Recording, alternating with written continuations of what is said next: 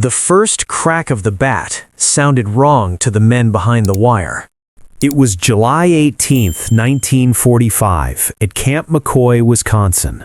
The afternoon air smelled of cut grass and coal smoke drifting from the camp kitchens.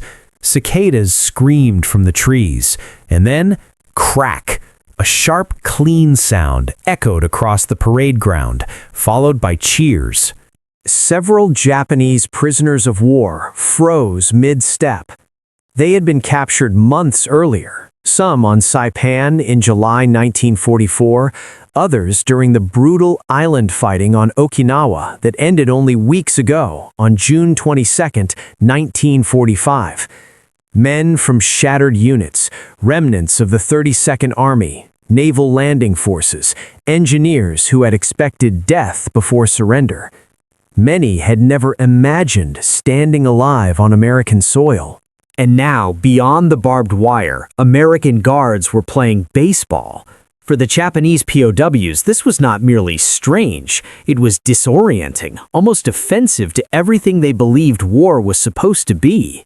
In the Imperial Japanese Army, leisure during wartime was nearly unthinkable. Training was relentless. Discipline was enforced with fists, rifle butts, and humiliation. Recreation existed only as regimented calisthenics or patriotic ceremonies. A soldier was not meant to relax. He was meant to endure. Yet here, on a warm Midwestern afternoon, American soldiers from a military police battalion, men tasked with guarding the enemy, were laughing, arguing over calls, slapping dust from their trousers, and drinking lemonade between innings. Some POWs watched in silence. Others turned away, unsettled. Private First Class Kenji Nakamura, captured on April 1, 1945 during the opening landings on Okinawa, later recalled through an interpreter that he thought the game was some kind of punishment ritual. "We expected an execution after," he said. "Why else would soldiers behave like children while war still existed?" The war did still exist. In July 1945, Tokyo had not surrendered. American B-29s were still burning Japanese cities. Toyama on August 1st, Kobe on March 16th, Tokyo earlier on March 9th. Hundreds of thousands were dead. And yet, these Americans played. The shock deepened when the prisoners realized the game was not staged for them. It was not propaganda. It was routine. At Camp McCoy and at Camp Shelby, Mississippi, where thousands of Axis POWs were held under the Geneva Convention, the Americans played baseball almost every day. Sometimes organized games, sometimes sloppy, half-hearted scrimmages, sometimes just throwing a ball back and forth after dinner. The guards did not stop when the prisoners watched. They did not shout slogans. They did not lecture. They simply played. For Japanese soldiers raised on the Bushido-infused doctrine of absolute sacrifice, this was a crack in the mental wall they had built around their enemy. At Camp Shelby, on August 3, 1945, Sergeant William H. Carter of the 320th Military Police Battalion invited several Japanese POWs to sit closer to the fence, not to interrogate them, but to give them a better view of the field. One prisoner, Corporal Hiroshi Tanabe, had been a high school student before the war.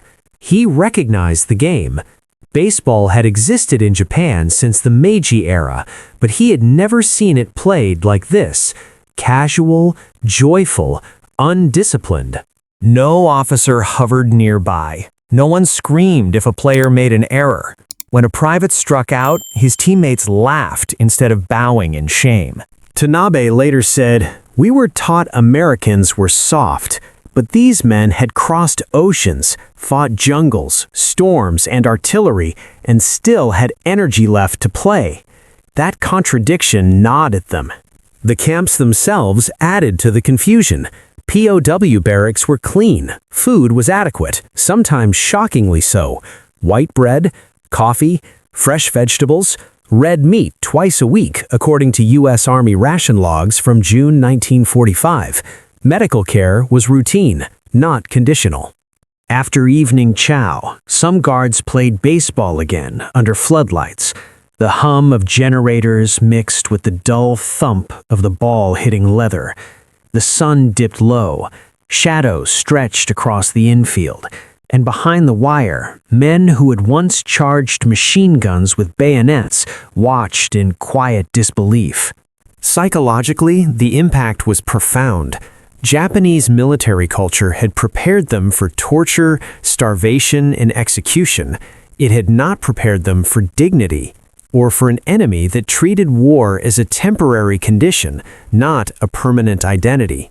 One former naval petty officer, captured near Guam on August 10, 1944, wrote in a camp questionnaire that the baseball games disturbed him more than the bombing.